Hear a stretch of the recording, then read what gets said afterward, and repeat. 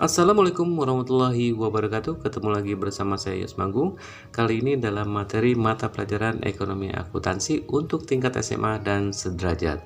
Pada video kali ini adalah video lanjutan dari tema akuntansi sebagai sistem informasi untuk part 2-nya.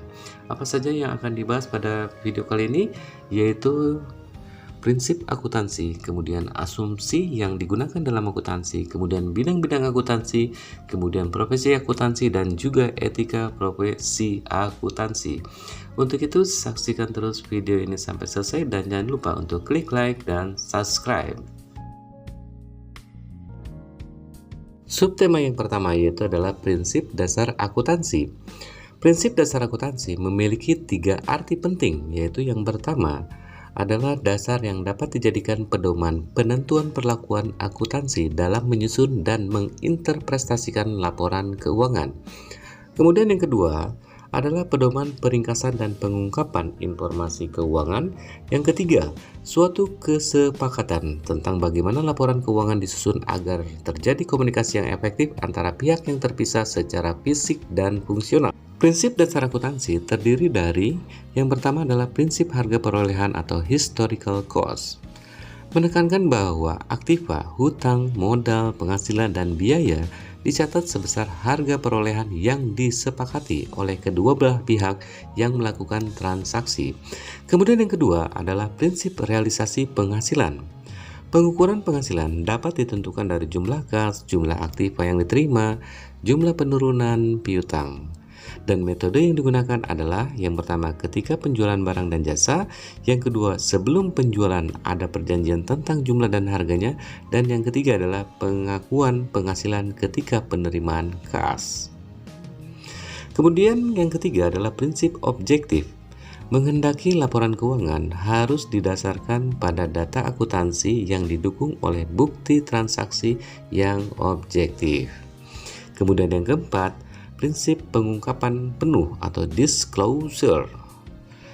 Laporan keuangan harus dapat mengungkapkan informasi secara menyeluruh, baik yang bersifat kualitatif maupun kuantitatif yang dapat mempengaruhi interpretasi dalam pengambilan keputusan.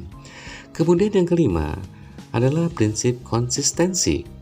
Akuntansi harus diterapkan secara konsisten, baik dalam penggunaan teori, metode, dasar, pedoman maupun praktek akuntansi yang sama dengan yang diterapkan pada periode sebelumnya, di mana perusahaan harus mengungkapkan perubahan dan pengaruhnya terhadap angka-angka dalam laporan keuangan. Standar akuntansi keuangan. Prinsip akuntansi didapatkan dari hasil penelitian dan praktik yang dilakukan di masyarakat dan pernyataan dibuat oleh lembaga yang berwenang. Organisasi Profesi Akuntan atau IAI, Ikatan Akuntansi Indonesia, yang bertanggung jawab merumuskan prinsip-prinsip akuntansi.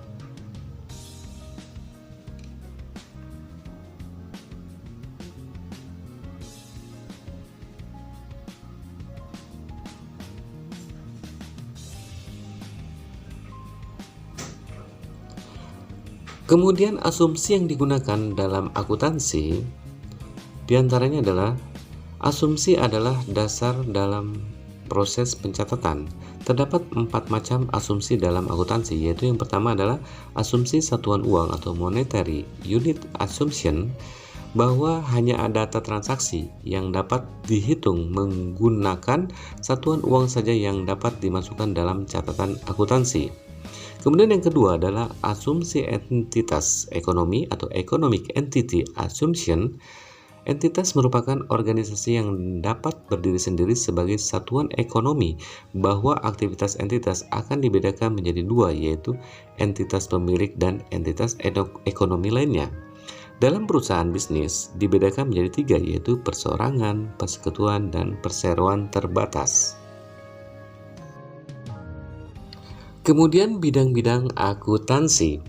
Bidang-bidang akuntansi terdiri atas dua jenis, yaitu akuntansi publik dan akuntansi internal. Akuntansi publik itu terdiri dari dua macam, yaitu akuntansi pemeriksaan atau auditing, merupakan bidang akuntansi yang berkaitan dengan pemeriksaan terhadap laporan yang dihasilkan akuntansi keuangan dan memberikan pendapat mengenai kewajaran laporan tersebut. Kemudian yang kedua adalah akuntansi perpajakan atau tax accounting, merupakan bidang akuntansi yang digunakan untuk kepentingan perpajakan. Kemudian akuntansi internal atau akuntansi perusahaan atau manajemen itu terdiri dari yang pertama adalah akuntansi biaya atau cost accounting, merupakan bidang akuntansi yang memfokuskan kajian pada masalah penetapan dan pengendalian biaya, khususnya biaya produksi suatu barang dan biaya distribusinya. Kemudian yang kedua adalah akuntansi anggaran atau budgetary accounting, merupakan bidang akuntansi yang memfokuskan pada perencanaan keuangan perusahaan untuk jangka waktu tertentu di masa yang akan datang, analisis, serta pengendaliannya. Kemudian yang ketiga adalah sistem informasi akuntansi atau information system accounting, bertujuan menyediakan informasi keuangan maupun non-keuangan yang diperlukan untuk melaksanakan organisasi secara efektif. Kemudian yang keempat adalah audit internal, melakukan audit yang dilakukan oleh auditor internal perusahaan. Kemudian yang kelima adalah akuntansi keuangan atau financial accounting, merupakan bidang akuntansi yang berkaitan dengan pelaporan keuangan perusahaan yang secara khusus memusatkan perhatiannya pada pencatatan transaksi perusahaan secara periodik. Kemudian yang keenam, akuntansi manajemen atau manajemen accounting, bidang akuntansi yang menekankan pada pengendalian kegiatan perusahaan, memantau arus kas, dan menilai alternatif dalam pengambilan keputusan.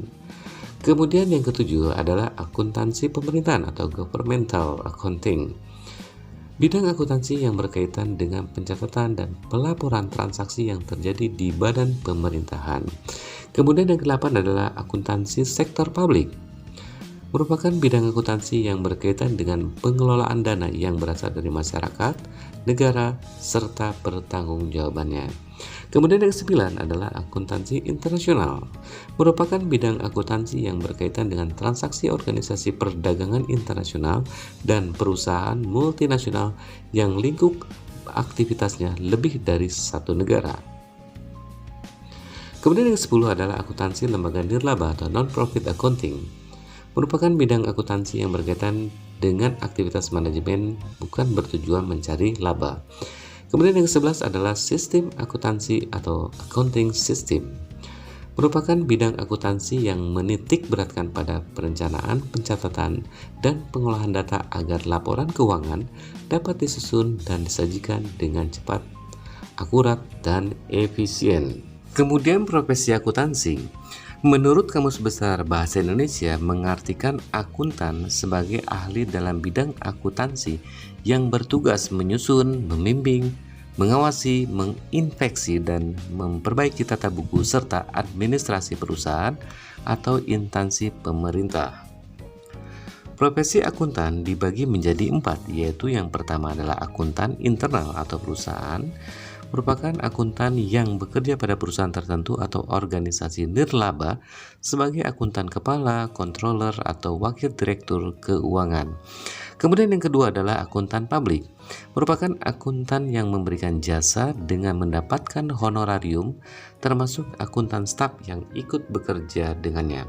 Kemudian yang ketiga adalah akuntan pemerintah, akuntan yang bekerja pada lembaga-lembaga pemerintah. Kemudian yang keempat adalah akuntan pendidik, akuntan yang bertugas dalam pendidikan, melakukan penelitian, pengembangan akuntansi, mengajar dan menyusun kurikulum pendidikan akuntan. Kemudian etika profesi akuntansi. Pengertian etika merupakan suatu tatanan etika yang telah disepakati oleh masyarakat yang berprofesi sebagai akuntan, di mana tujuan profesi akuntan adalah memenuhi dengan tanggung jawabnya dengan standar profesionalisme yang tinggi, mencapai tingkat kinerja tertinggi dengan orientasi kepada kepentingan publik. Terdapat 4 kebutuhan dasar yang harus dipenuhi oleh profesi akuntan, yaitu yang pertama kredibilitas, kemudian yang kedua adalah profesionalisme, dan yang ketiga kualitas jasa, dan yang keempat adalah kepercayaan. Sedangkan etika profesi akuntan diantaranya yaitu yang pertama adalah tanggung jawab profesi, kedua kepentingan publik, Yang ketiga, integritas. Yang keempat, objektivitas. Dan yang kelima, kompetensi dan kehati-hatian profesional. Yang keenam adalah kerahasiaan. Yang ketujuh, perilaku profesional. Dan yang kedelapan, standar teknik. Sekian materi yang telah saya sampaikan, semoga bermanfaat.